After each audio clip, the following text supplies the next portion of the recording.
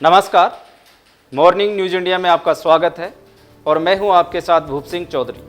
प्रदेश में इस साल गेहूं, जौ, सरसों, अन्य रबी की फसलों की बम्पर पैदावार हुई है, जिससे किसान भाइयों के चेहरे खिल गए थे।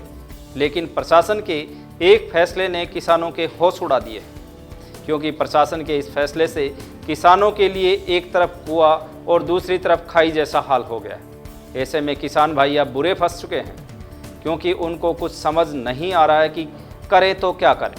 आखिरकार सरकार ने ऐसा कौन सा फैसला ले लिया है जिससे किसान भाई खून के आंसू रो रहे हैं। आइए जानते हैं इसके बारे में सब कुछ। किसान भाइयों को खेतीबाड़ी करने के लिए खाद, बीज, कृषि उपकरण और पर्याप्त मात्रा में पानी की ज़रूरत होती है। इन ज़रूरतों को पूरा करने के लिए किसान भाई बैंक लोन या फिर साहूकार से पैसे उधार लेते हैं, जिसके बाद खेती करते हैं और दिन रात कड़ी मेहनत करते हैं। इसके बावजूद किसानों को अपनी मेहनत का फल नहीं मिल पाता, क्योंकि आवारा पशुओं के झुंड रात को खेतों में घुस जाते हैं और पूरी फसल को चौपट कर देते हैं। इसके बाद रही सही कसर बारिश और ओलावृष्टि पूरी कर देते हैं, जिससे पकी पकाई फसल खराब हो जाती है, जिससे किसान भाई बर्बाद हो जाते हैं और कर्जे में डूबते चले जाते हैं और खाने पीने के भी लाले पड़ जाते हैं।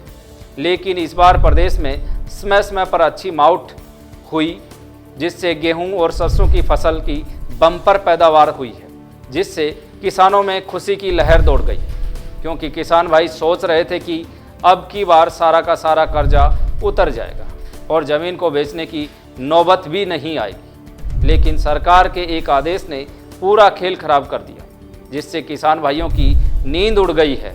आइए जानते हैं क्या है पूरा मामला। बता दें कि अभी किसान भाइयों की फसलें खलिहानों से निकलकर तैयार हो गई हैं। कई किसान भाई खलिहानों से अनाज की बोरियों को डायरेक्ट मंडियों में भेजने जा रहे हैं और 50% किसानों का अनाज मंडियों में है। लेकिन प्रशासन के एक फैसले ने किसानों की टेंशन बढ़ा दी है, क्योंकि प्रशासन द्वारा कड़ा फैसला लिया गया है, जिसके तहत किसानों द्वारा सीधे व्यापारियों को गेहूं बेचने की स्थिति में भी उनसे बकाया ऋण की वसूली की जाएगी। ऋण न चुकाने वाले किसानों की होगी वसूली। कलेक्टर डॉक्टर गिरीश कुमार मिश्रा ने निर्देश दिए हैं कि यदि कोई किसान बैंकों का कर्ज चुकाए बिना बाजार में अनाज बेचता है, तो उसकी बिक्री से प्राप्त राशि को सीधे ऋण की भरपाई में इस्तेमाल किया जाएगा। कलेक्टर ने स्पष्ट किया कि जो व्यापारी ऋणी किसानों से वसूली में सहयोग नहीं करेंगे, उनका पंजीयन रद्द कर दिया जाएगा। जिला सहकारी बैंक के अधिकारियों को निर्देश दिए गए हैं कि वे सभी बड़े व्यापारियों को कालातीत ऋणी किसानों की सूची उपलब्ध कराएं, ताकि खरीदी के दौरान उनके ऋण की कटौती हो सके। साथ ही सभी अनुविभागीय राजस्व अधिकारियों को कृषि उपज मंडियों में व्यापारियों की बैठक लेकर इस निर्णय से अवगत कराने के निर्देश दिए गए। ये सुनिश्चित किया जाएगा कि किसान बैंकों के बकाये से बचकर निजी व्यापारियों के माध्यम से गेहूं न बेच सकें।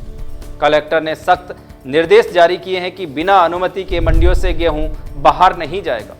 नागरिक आपूर्ति निगम को निर्देश दिया गया है कि उपार्जित गेहूं के परिवहन पर पूरी निगरानी रखी जाए और पर्याप्त ट्रकों की सुनिश्चित व्यवस्था की जाए।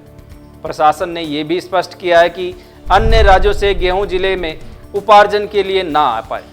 इसके लिए जिले की सीमाओं पर नाके बनाए जाएंगे, ताकि बाहरी गेहूं की खरीद बिक्री रुक सके और जिले के किसानों को उचित मूल्य मिल सके। हाल ही में आयोजित जिला उपार्जन समिति की बैठक में कलेक्टर ने निर्देश दिए कि आगामी 2 दिनों के भीतर किसानों के रकबे के सत्यापन की प्रक्रिया पूरी कर ली जाए।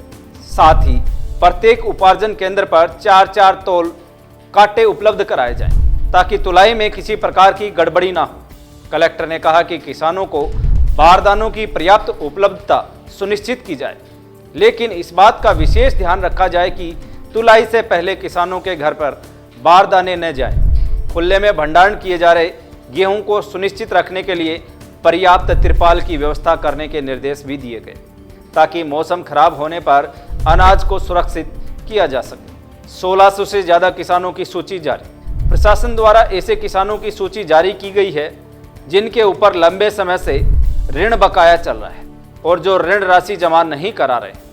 प्रशासन ने 1600 से ज़्यादा ऐसे किसानों की सूची सार्वजनिक की है, ताकि कोई भी व्यापारी ऐसे किसानों से गेहूं की खरीदी करने से पहले प्रशासन द्वारा दिए गए निर्देशों का पालन करने पर विचार करें।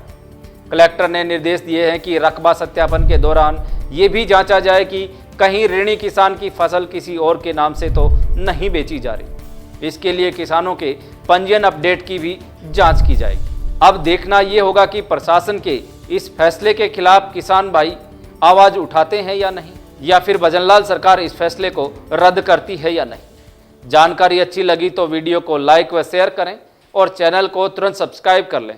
धन्यवाद। ऐसे ही और वीडियोस देखने के लिए सब्सक्राइब करें मॉर्निंग न्यूज इंडिया को और जुड़े रहिए हमारे साथ।